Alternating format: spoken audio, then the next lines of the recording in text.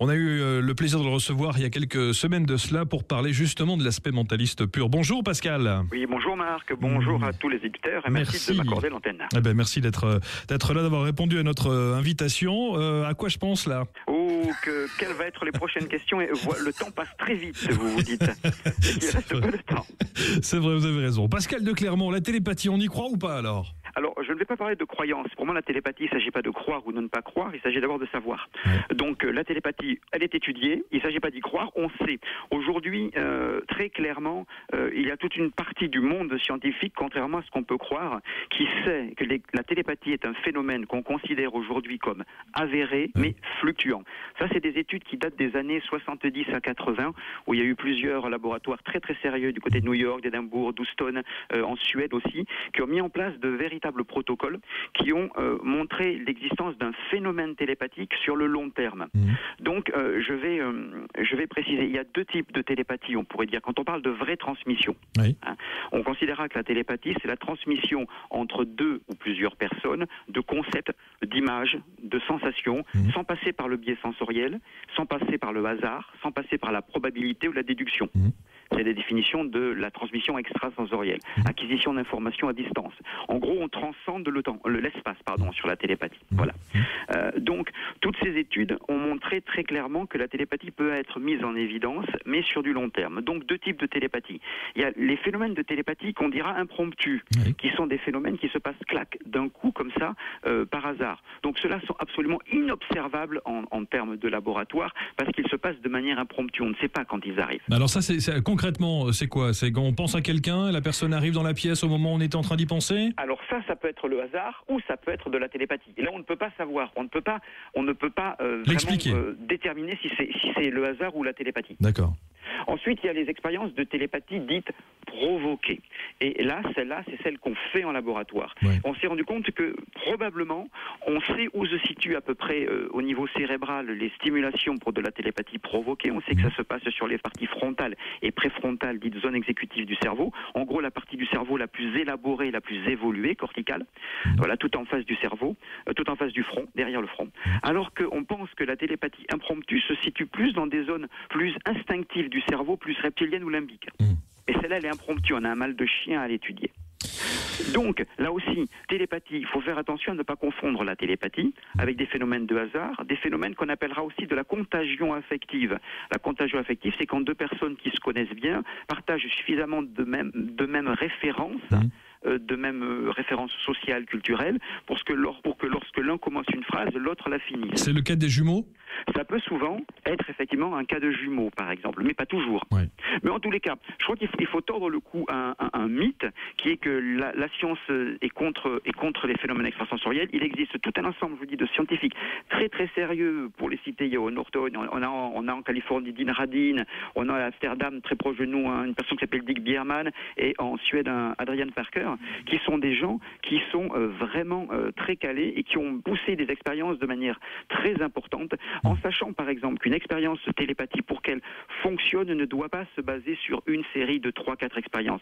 Lorsque je parle de sessions d'expérience, c'est des gens qui font des sessions sur à peu près 5-6 ans, avec plus de 400 sujets. Ensuite, toutes leurs expériences sont mises ensemble et on les filtre à l'aide de ce qu'on appelle les métadonnées, pour éviter les aberrations de probabilité, tout ce qui est fraude éventuelle ou mauvaise prise de notes, et on se retrouve à avoir une évidence, alors que les résultats dus au hasard devraient être entre 18 et 21% de chances de résultats justes, on se retrouve avec des résultats de 47 à 50% justes. Ce qui veut dire qu'aujourd'hui, on considère que la télépathie est un phénomène avéré, mais fluctuant, parce qu'il est très difficile à provoquer dans un court laps de temps. Oui. Alors, il y avait cette expérience que vous connaissez peut-être, Pascal de Clermont, qui s'est déroulée à l'université de Washington. C'était en 2013. Cette université qui a réussi une expérience sur 2 cobayes humains. Les 2 volontaires étaient assis chacun dans une pièce à quelques centaines de mètres de distance dans cette université. Chacun avait à sa disposition un ordinateur. Le premier cobaye porte sur la tête ce fameux bonnet qui était recouvert d'électrodes et qui enregistrait les ondes de son cerveau. Et sur son écran d'ordinateur, il y avait un jeu vidéo simple. Et quand une cible apparaît sur l'écran du jeu vidéo, le cobaye devait se concentrer pour imaginer le geste qu'il ferait pour tirer sur la cible en appuyant sur la barre d'espace du clavier de l'ordinateur.